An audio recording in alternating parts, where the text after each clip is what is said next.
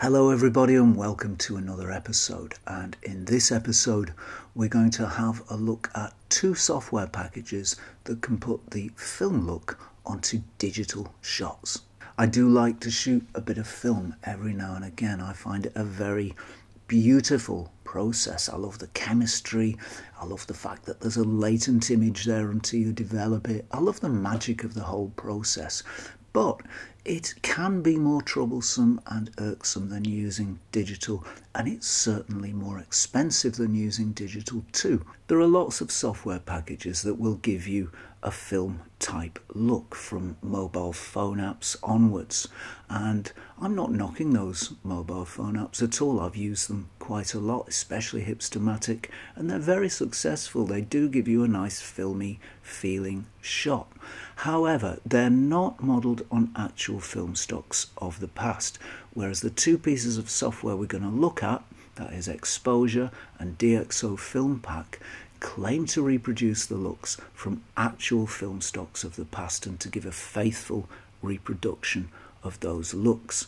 I've used these software packages quite a lot in my personal work and I'm really pleased with them. I really like what they can do. I don't use them for channel images because I like to give you the images as shot straight out of camera, but in my personal work I've used them quite a bit. If you use a vintage lens and shoot that on your digital camera and then put those images through one of these software packages, you stand a really good chance of getting a very close approximation to the film look. A good shot is a good shot, of course, and these software packages can't rescue a bad shot, but they can bring a good shot to life and give it some real flair that it might not otherwise have had. So without further ado, let's have a look at our first piece of software, and that is Exposure. So here's our Exposure software and it's all laid out nicely and neatly. I should say before we begin looking at the software that this software is available for a 1 month free trial period. There's no subscription, it's an outright buy if you do buy it. The images that we can edit are all in this central section and we can navigate between folders on the left here. So there's some shots I took with the Pentax 1.4 Super Takumar. Here's some I recently shot with the Yashica f1.4 50mm. And to select a shot for editing, we just double tap on it and there it is. To apply the presets, well, those are over here on the left hand side. Let's take you through those. So we've got a little tab for all, so that's all of the presets, including black and white and colour. And if we just look through those, you'll see what an awful lot there are. Black and white films, black and white low contrast, black and white Polaroid, and they're all real fun to use. If you hover your mouse, your cursor rather, over one of the small thumbnails, you will see a preview. It will give you a preview of that film look in the main screen. So if we look at cyanotype, that comes up. So that's a preview before you apply the look. There are frames included on here and overlays, as you can see on this shot. That's meant to reproduce the look of a Polaroid shot that's just been pulled apart, the old Polaroid film. And it does that well, it does look like that, but I'm not convinced of the wisdom of applying excuse me, of applying things like that to shots. I think we might possibly be straying into the territory of the rather too artificial. That's just my feeling. I don't know. I'd prefer just to process the shots as shot without any border or dust or scratches or any of that sort of thing.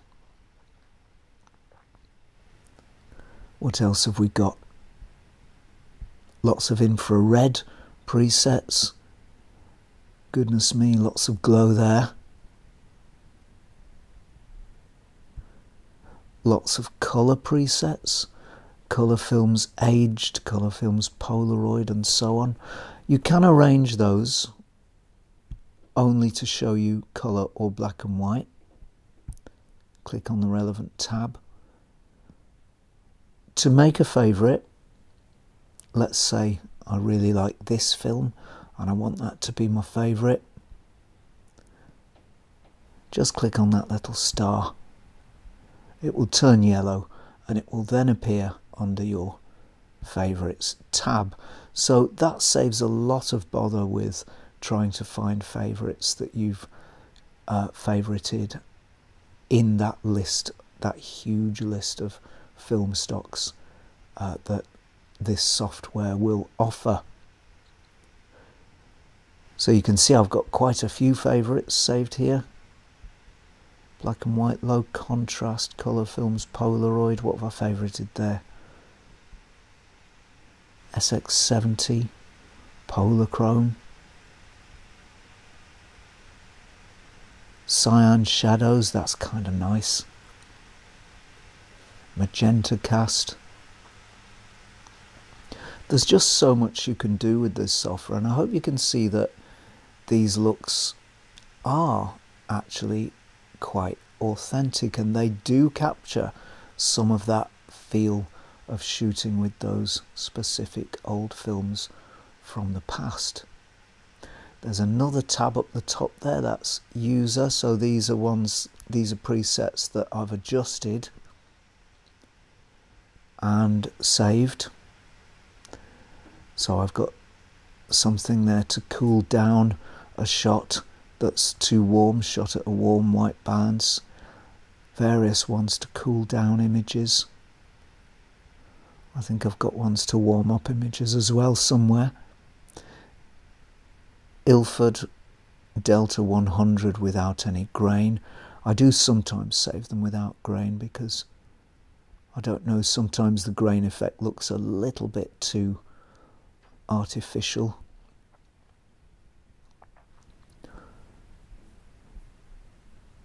So those are all my presets that I've adjusted slightly from presets that the software gives us, and I'll show you how that looks. Let's say that we want to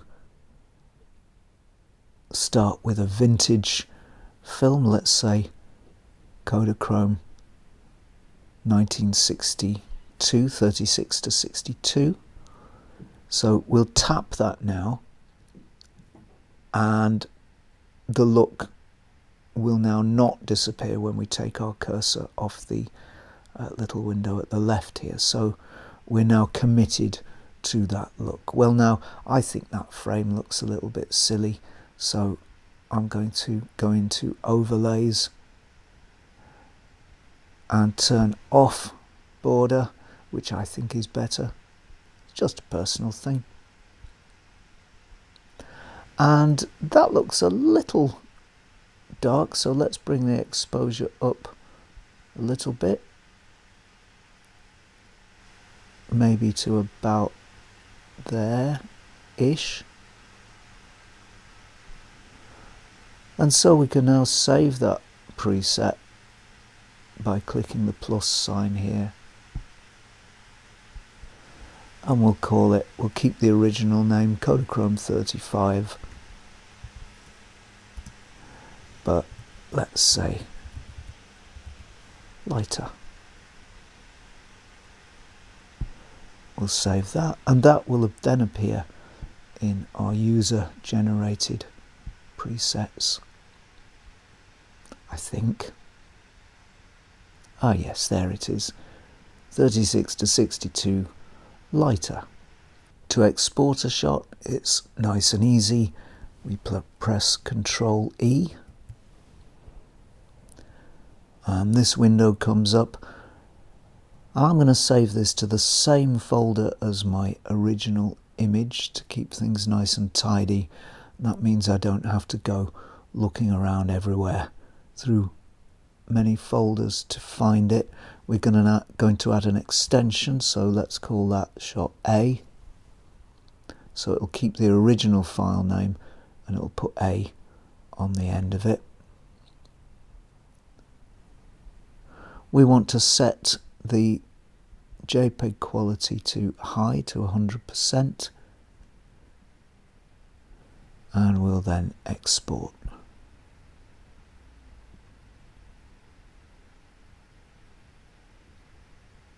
And if we go to our original folder,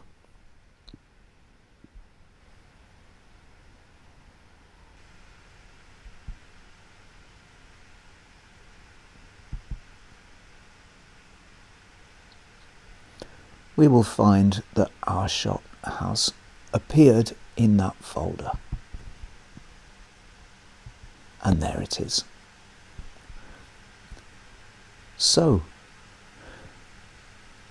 this is a really powerful piece of software, and it really makes some fantastic images.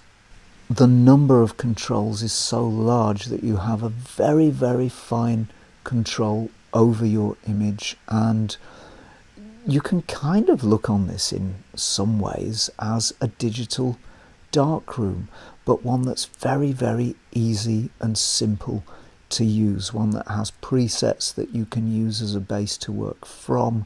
You don't need to work out all your own original settings as you would if you were doing this kind of thing in Photoshop, and it's a very easy, very simple way to get really as many film looks as you could possibly want.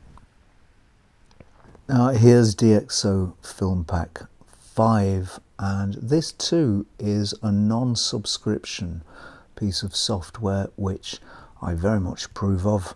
I don't like subscription software at all. This is also available for download for a month's free trial, and there's plenty of time to get to know it and to know whether it suits you. And in a similar way to exposure, we've got all the images from a folder here. This is the Pentax 1.4 folder, so let's choose one of those shots. Let's use this one. And we double tap it and it comes up on a rather larger portion of the screen than it did in exposure, so that's quite nice. Over on the right here we've got the presets, and we've currently got it showing all presets. Now this is one area where I think that DXO Filmpack is slightly less usable, slightly less easy to use than exposure.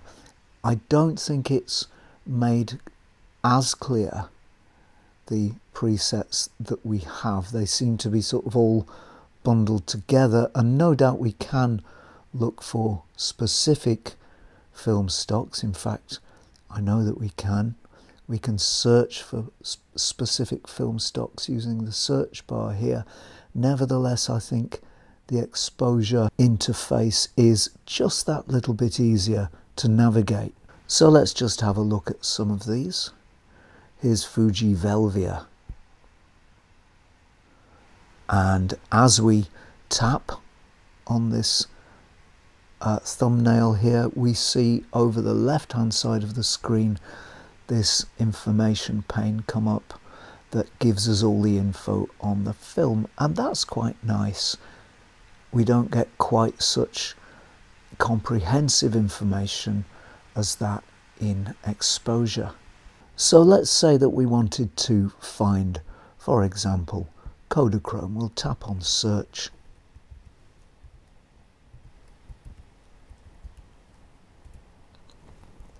And there are the 4 versions of Kodachrome that this software has. Kodachrome 25, generic Kodak Kodachrome, Kodak Kodachrome 200 and Kodachrome 64. So let's look at 64.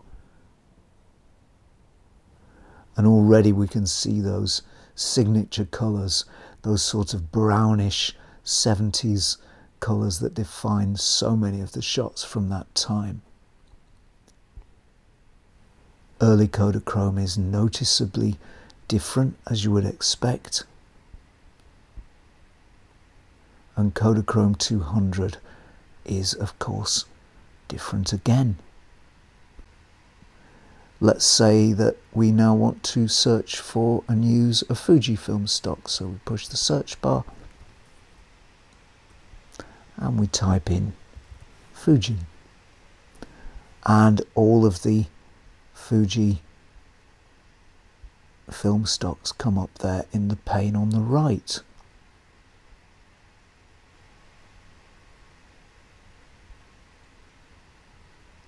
And you can see that these are very carefully put together simulations. They're not cartoonish, they're very subtle. There's Velvia. Velvia's not subtle. That's a lovely one. Fuji Superior XTRA 800. Very, very nice indeed. Now, if we want to adjust any of the parameters or the look of a simulation that we begin with, there is scope to do that. We go up here to the modify icons, and the slider icons would seem more appropriate, and on the right hand side there we get this panel pop up with all of the information that we need. And we can actually change the film stock from this panel, but let's stay with this one because I like this one. We can put some grain on it, increase or decrease the grain.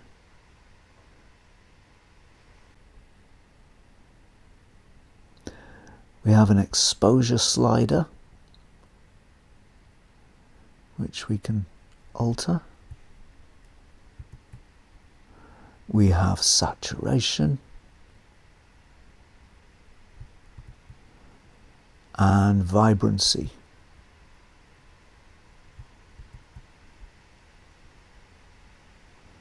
So it looks perhaps like exposure has rather more things to be changed. We can add a frame on here. Let's go for a 70s frame. We can change the size of that frame, which we can't actually do in exposure, so let's make it as thin as it will go. We can change its position, we can rotate, although I'm not too sure what that achieves in this context. Texture, things like grain and dust and those kinds of things. And then we can look at lens effects, cool tone.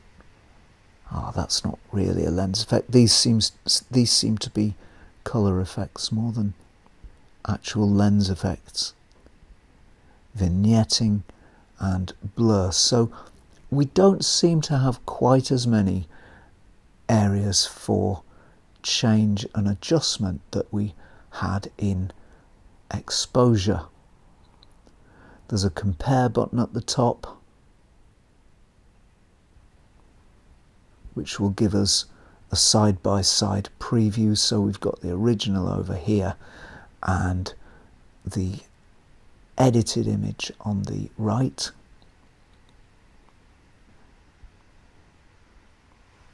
If we tap it again, we can see in larger magnification the two halves of the image and how they've changed with the addition of the filter.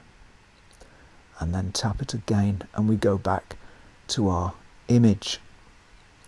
To save, we simply click one of these buttons, which I can't do on this version of the software because this is a trial and the trial period, as it says at the top there, has expired. But if you want to save, that's the button to push.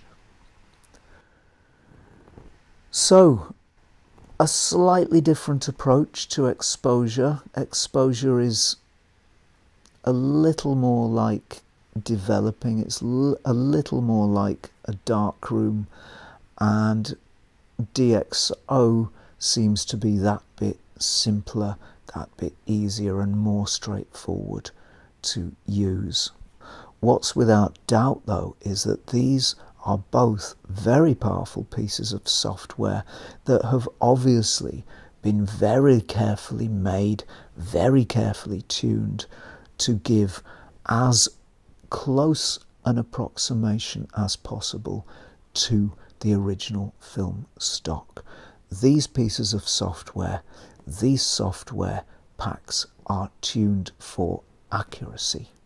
So which is the most successful of these software packages? Well, actually that's a really difficult question to answer. There are so many factors that will affect how that final image looks, not the least of which is the white balance at which you originally shot at. So if you shot with a warmish white balance and you put one of these filters on top of it, you'll end up with a warmish version of that look. Start with a cooler image, put a filter on top of it, and you'll end up with a cooler version of that filter's look. So white balance is a massive factor in determining the final look of your shot.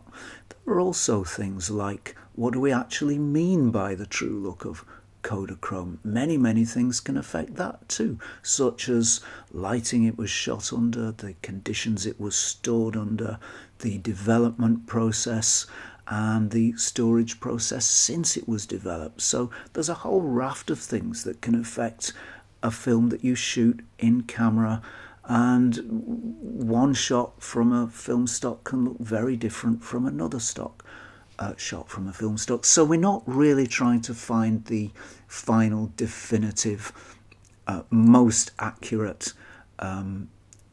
means of reproducing these looks. We'd have to do a very scientific test to determine that, and really here at Xenography we don't do that kind of scientific test.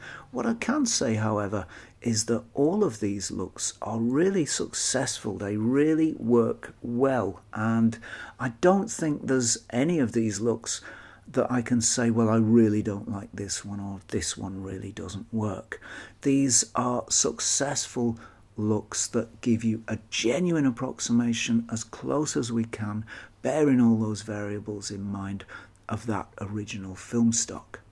I've spent hours and hours just playing around with this software, applying different looks, playing with the sliders, coming up with different presets, just having fun really, and playing around with the image and seeing what I can do with it. And for me anyway, it's actually rather like a meditation. That's how I view it. It's a bit time consuming, but it is lots of fun, and there are so many looks to choose from. So that's about it from me for this week. Please don't forget to subscribe, to like, and to ring the jolly old bell before you go. And if you like the content on this channel and you'd like to support it and help it grow and develop, you can do that at patreon.com/Xenography. As always, thank you very much for watching, and I will see you next time for some more Xenography.